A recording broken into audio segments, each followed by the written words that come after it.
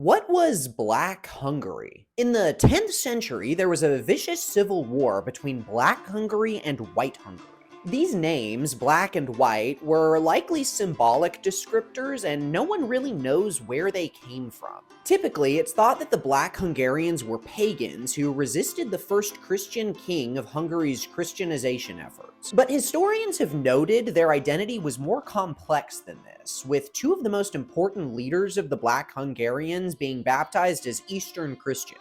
Regardless, there was significant contingent of pagan Black Hungarians too. Historian Miklos Molnar writes that Transylvanian Sikhes and Turkic peoples like Kabars and Pechenegs who had joined the early Hungarians as auxiliary soldiers comprised part of these Black Hungarians. Three contemporary texts directly refer to these rebels as Black Hungarians, or Ungri Nigri in Latin. One describing their participation in a military campaign in Kiev during the early Hungarian conquests. Another writes that István, the first Christian king of Hungary, attacked Black Hungary with war and was worthy of converting all of the country by force, intimidation, and love. And another early source records clerical attempts to preach the gospel to these Black Hungarians, with many of the pagans who resisted conversion forcibly blinded.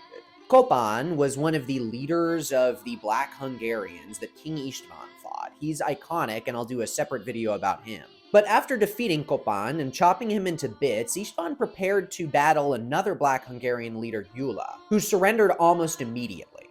There were various smaller rebellions after that, and the eastern lands, ruled by a prince named Aiton, actually thrived for nearly 30 years, supported by its immense wealth and an alliance with Byzantium. But in 1028, Prince Aiton was assassinated, and King István's Christian rule over Hungary was completed. Though ample records indicate that witchcraft, shamanism, pagan bride kidnapping, and many remnants of nomadic steppe culture remained a consistent problem for the Hungarian monarchy for centuries to come. Theories as to why they were called Black Hungarians abound.